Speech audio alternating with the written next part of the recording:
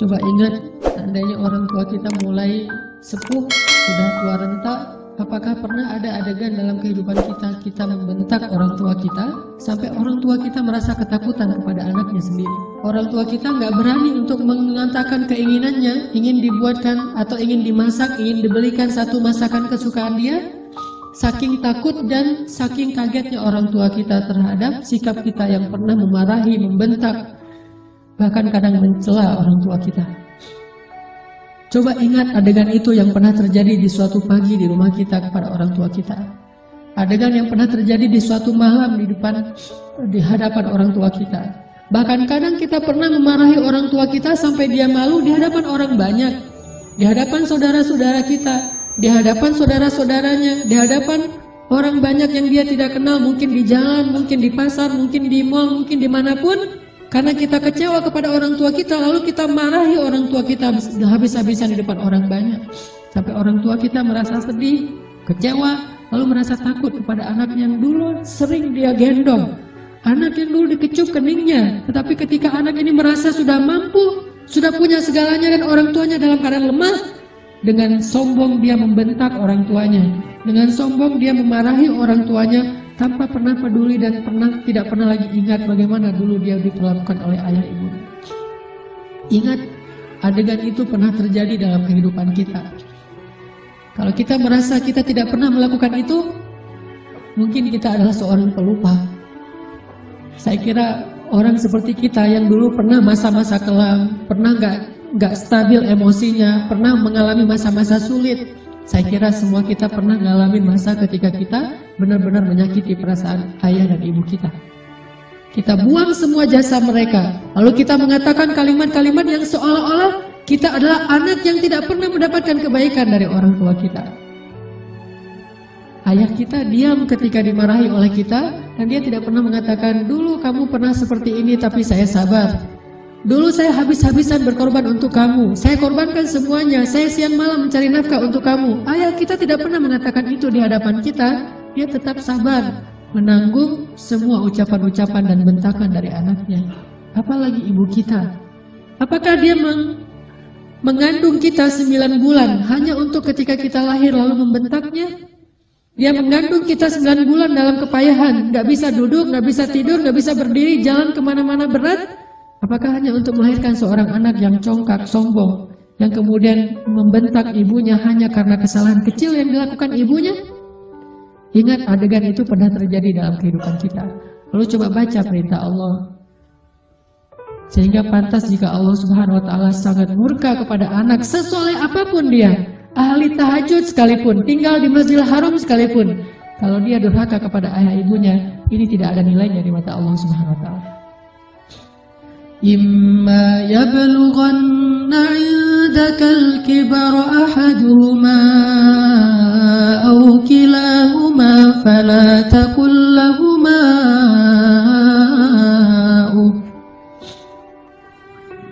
Seandainya salah satu dari mereka atau keduanya tumbuh atau hidup bersama kalian dalam tanggungan kalian, maka janganlah sekali-kali kalian mengatakan kepada keduanya kalimat-kalimat yang menyakiti. Uffin.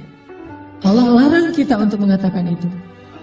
Lebih baik kita tidak pernah sholat sunnah sekalipun, kalau kita masih bisa tetap menjaga lisan kita kepada orang tua, daripada kita menjadi ahli ibadah tetapi kita tidak mampu menjaga lisan kita dari menyakiti orang tua kita.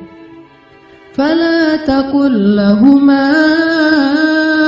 أف ولا تنهرهما فلا تقل لهما أف ولا تنهرهما وقل لهما قولا كريما. فلا تقل لهما أف. Kalimat uf ini adalah kalimat ketika seorang anak tidak mau mendengar ucapan nasihat dari orang tuanya, dia berpaling, maka itu adalah kalimat uf. Dia tidak mengabaikan apa yang diucapkan oleh orang tuanya adalah kalimat uf. Orang tuanya belum selesai berbicara, dia sudah pergi, itu adalah kalimat uf. Orang tuanya memberikan usulan tetapi bagi dia itu sesuatu yang tidak penting, maka itu kalimat uf. Semua kalimat mengabaikan yang menyakiti perasaan orang tua kita adalah kalimat uff. Sedangkan wala tanharhuma adalah kalimat seorang anak yang merasa lebih benar daripada orang tuanya. Kalimat sombong, kalimat yang seorang anak merasa lebih tahu daripada orang tuanya. Atau bisa jadi orang tuanya melakukan satu kesalahan kecil, lalu anaknya melarang orang tuanya melakukan kesalahan itu.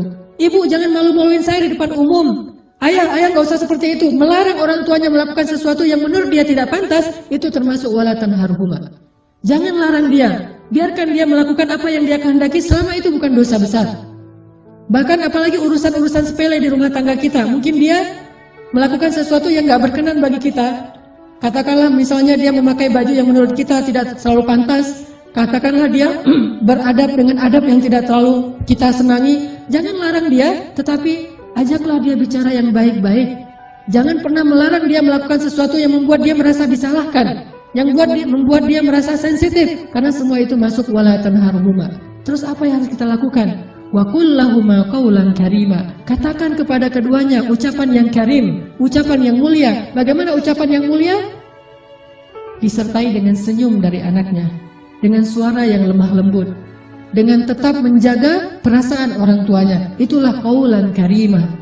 Tapi kalau kita mengucapkan kalimat yang paling benar sekalipun, bahkan tentang perintah Allah sekalipun, kita bilang kepada orang tua kita, atau kita larang orang tua kita dari berbuat satu kesalahan. Misalnya ibu kita membicarakan tentang orang lain, dia menggibah, karena dia tidak paham bahwa itu dosa, dia menggibah. Dia tidak pernah ngaji seperti kita, karena nggak punya waktu sebanyak kita, dia sibuk mengurus kita.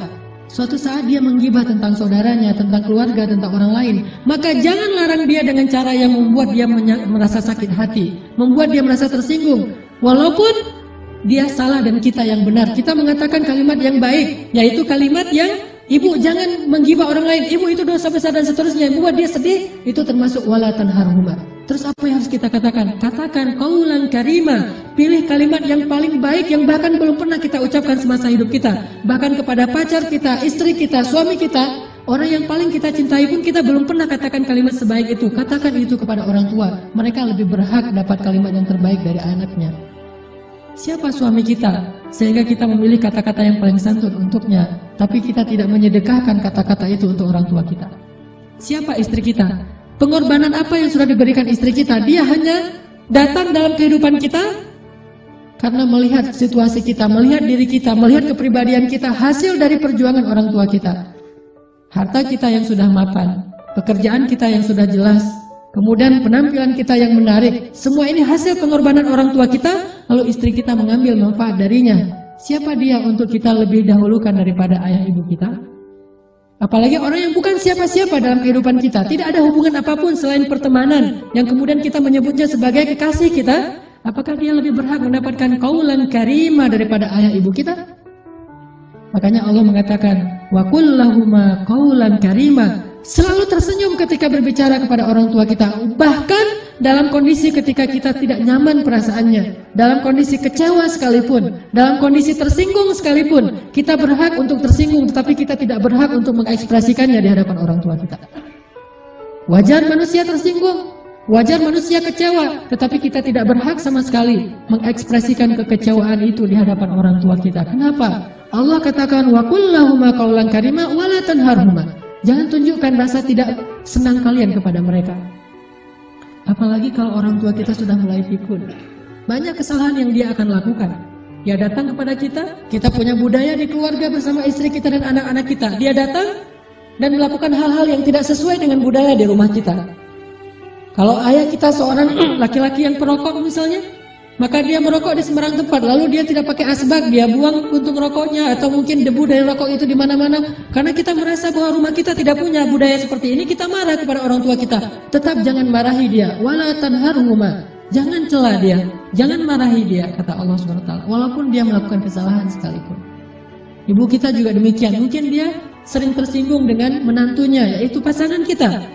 Dengan suami kita, dengan istri kita, tetap walaupun ibu kita yang salah, jangan kita menghardik dia, wala tanharhuma. Tetapi kita minta istri kita, suami kita untuk lebih bersabar kepada mertuanya. Walaupun yang salah adalah mertua, itu yang Allah maksud wala tanharhuma. Jangan pernah, jangan abaikan apa yang dia ucapkan. Jangan cela dia walaupun dia berbuat kesalahan, tetapi wa qul lahuma qaulan karima, ucapan yang paling baik yang sekali kita ucapkan membuat hati orang tua kita merasa bahagia dan senang. Orang tua kita memang kadang butuh nafkah dari anaknya, tetapi itu bukan yang terpenting bagi mereka. Memang kadang mereka telepon kita di akhir bulan meminta dikirimin uang, tetapi itu bukan yang inti dalam kehidupan mereka. Yang paling mereka rindukan dari anaknya adalah ketika anak itu bisa datang, mencium tangan orang tuanya, tersenyum kepada orang tuanya, diam ketika orang tuanya bicara, sangat santun terhadap orang tuanya, melebihi santunnya dia kepada seorang yang paling dia hormati di antara manusia, kepada seorang ustadz yang dia kagumi, kepada seorang atasan yang dia hormati, kepada seseorang yang dia segani karena kebijaksanaannya, karena kearifannya, maka orang tua jauh lebih penting dari mereka semuanya. Wakhfid lahuma janahaz zulli minar rahmah. Wakhfid lahuma janahaz zulli minar rahmah. Wa qur rabbirhamhuma kama rabbayani shaghira. Dan rendahkanlah dirimu terhadap mereka berdua dengan penuh rasa kasih sayang. Rendahkan dirimu. Kalau dalam bahasa Arab kalimat wakhfid lahuma janahaz dzul itu adalah kalimat ketika kita merasa tidak ada apa-apanya dibandingkan mereka. Tidak boleh seorang anak walaupun dia seorang profesor, walaupun dia seorang pengusaha sukses, walaupun pendidikannya tinggi, walaupun wawasannya luas, walaupun hartanya berlimpah, walaupun pergaulannya itu luas sekali, sehingga orang tuanya kita anggap sebagai orang tua yang kolot, orang tua yang tradisional, orang tua yang tidak banyak tahu, orang tua yang tidak gaul, yang tidak update informasi, orang yang tidak punya ilmu seperti kita, sama sekali kita tidak boleh merasa lebih dari mereka. Sama sekali tidak boleh. Kenapa? Ketika kita merasa lebih dari orang tua kita, menunjukkan kebodohan kita di hadapan Allah SWT. Allah tidak menyebut kita sebagai orang yang hikmah, sebagai orang yang arif, orang yang bijaksana, orang yang berilmu, orang yang alim, orang yang rasikhuna fil ilm. Tidak disebut sebagai orang yang musaqqaf, orang yang berwawasan. Tidak disebut sebagai orang yang cerdas, orang yang syatir. Tidak disebut itu di dalam Al-Quran kalau kita tidak bisa merendahkan diri kita di hadapan orang tua kita. Bukan rendah hati, bahkan rendah diri di hadapan orang tua kita. Orang yang cerdas itu bagi Allah adalah orang yang rendah diri di hadapan ibu bapaknya. Dia merasa bahwa dia tidak lebih tahu daripada orang tuanya. Walaupun dia tahu lebih daripada orang tuanya, tetapi dia tidak pernah merasa lebih tahu daripada orang tuanya. Sehingga ketika orang tuanya bicara, dia bisa menghargai semua yang diucapkan orang tuanya. Tidak mengatakan, itu nggak penting. Apa yang diucapkan orang tuanya menurut dia sesuatu yang tidak realistis. Zaman sudah berubah dan seterusnya dan seterusnya. Bahkan secara tidak sengaja, kadang kita mentertawakan ucapan orang tua kita. Kita mentertawakan kekolotan orang tua kita yang kadang-kadang tidak dia sengaja dia tunjukkan di hadapan kita dan anak-anak kita. Bahkan kadang kita mengajak pasangan kita. Kita mengajak anak-anak kita untuk semuanya mentertawakan nenek mereka, mertua mereka, ayah atau ibu kita di hadapan orang banyak. Bakti seperti apa ini? Seorang anak kepada ayahnya dan kepada ibunya. Ketika kita sama-sama bersama keluarga kita, anak kita yang udah pintar megang gadget, istri kita yang di tangannya selalu ada HP, sementara kita juga sibuk dengan pekerjaan kita. Apa yang ada di tangan ibu kita? Foto anaknya, foto kita ketika kita masih kecil. Dia rindu masa-masa ketika dia bisa memeluk anaknya yang sudah lama tidak memeluknya. Tapi dalam situasi kayak gitu kita mentertawakan orang tua kita. Siapa kita? Apakah kita menjadi seperti sekarang ini tanpa pengorbanan dari mereka? Maka Allah mengatakan wakhfid lahuma janahaz dzulli minar rahmah. Rendahkan dirimu di hadapan orang tuamu beserta dengan kasih sayang. Rendahkan diri dengan kasih sayang. Bahkan kalau kata Nabi ketika ada seorang laki-laki yang menawarkan diri untuk berjihad bersama Rasulullah, Rasulullah bertanya, apakah ibumu masih hidup? Dia mengatakan, ya Rasulullah, ilzam rijlaiha. Apa kalimatnya? Ilzam rijlaiha. Ilzam itu adalah terus menerus. Rijlai artinya dua kaki. Ha adalah perempuan. Maka terus meneruslah kamu seolah-olah berbakti kepada ibumu dengan kalimat terus meneruslah kamu mencium kaki orang tuamu atau ibumu. Disuruh cium kaki ibu kita oleh Rasulullah, ilzam rijlaiha, karena sesungguhnya di bawah kaki ibu kita, saking rendahnya surga di mata Allah dibandingkan seorang ibu, ternyata surga itu di bawah telapak kaki ibu. Ilzam rijlaiha kata Rasul, bukan berjihad. Bagi kamu khusus bagi sahabat ini, tidak berlaku bagi yang lain, tetapi ini pelajaran tetap sunnah Nabi. Bukan jihad yang terpenting bagi dia, karena dia belum baik kepada ibunya. Bukan berdakwah kepada banyak manusia yang terpenting bagi dia amalannya. Bukan tahajud, bukan ibadah, bukan ke masjid setiap 5 waktu dalam sehari. Tetapi amalan yang paling penting bagi laki-laki ini adalah ilzam rijlai ummika. Maka ilzamlah, tunduklah kamu, dan selalulah kamu berada di kaki ibumu. Selalulah kamu berada di kaki ibumu. Gak pantas bahkan seorang anak dengan kesombongan dia duduk di atas, ibunya di bawah. Atau setidaknya dia berduduk sama rata dengan ibunya. Anak yang paling cerdas, yang paling arif, yang paling dicintai Allah itu justru dia selalu duduk di bawah kaki ibunya. Dia manja kepada ibunya, dia memijit-mijit kaki ibunya yang mungkin dulu di masa yang masih kecil lelah. Bukan lelah sekarang, apa sih ibu mah kerjaan dari pagi tidur aja. Mungkin sekarang dia tidak lelah karena dia sudah tidak banyak pekerjaan, tetapi dia pernah sangat-sangat lelah ketika membesarkan kita. Maka kalau dulu kita tidak pernah memijit kakinya, sekarang kita balas. Kita mijit-mijit kaki ibu kita. Kita tanya ibu-ibu mau dipijit di bagian mana, di pundak atau di kaki atau di lengan. Pasti dia akan mengatakan tidak usah. Kalaupun dia meminta, maka kita berbahagia karena ibu kita menunjukkan apa yang harus kita lakukan. Sampai seorang salafus salih, ketika ibunya meninggal, dia menangis. Orang bertanya, ya Syekh, kenapa Anda menangis? Bukankah ibu Anda ini meninggal dalam keadaan baik, dia orang yang solehah dan seterusnya, dan semuanya juga akan kembali kepada Allah, kenapa Anda menangis? Apa kata salafus salih ini? Saya menangis karena saya tahu bahwa mulai hari ini, pintu surga itu telah tertutup untuk saya. Sejak ibu saya meninggal, berarti pintu surga itu telah tertutup untuk saya. Maka berbahagialah teman-teman sekalian yang masih punya ayah dan ibu. Apalagi ketika ayah dan ibu itu sudah semakin dalam tanda kutip merepotkan kita. Maka justru saat itulah Allah Subhanahu wa ta'ala memberikan kita pintu surga yang sangat lapang untuk kita masuki. Bersabarlah. Bersabarlah dalam menghadapi berbagai macam perangai mereka. Walaupun mereka menyakiti perasaan kita, jangan tunjukkan itu di hadapan mereka. Wakhfid janahak. Tundukkan diri kita. Kalau perlu cium kaki orang tua kita. Terus terakhir Allah katakan, wa qur rabbir hamhuma kama rabbayani shaghira. Ya Allah, sayangilah kedua orang tua saya sebagaimana mereka membesarkan saya sejak kecil. Sayangi mereka ya Allah. Itu kalimat yang paling besar yang bisa kita ucapkan untuk orang tua kita ketika mereka tidak bersama kita. Baik mereka masih hidup atau sudah wafat sekalipun. Katakan itu selalu di dalam doa kita. Baik ketika sujud atau di luar sujud, di luar sholat. Wa qur rabbirhamhuma kama rabbayani shaghira. Datangi orang tua kita. Kalau tidak ada orang tua, mertua kita, karena itu juga orang tua kita, minta maaf kepada mereka, minta ampun kepada mereka. Mudah-mudahan keridhaan mereka akan menurunkan keridhaan Allah dan rahmat kepada kita.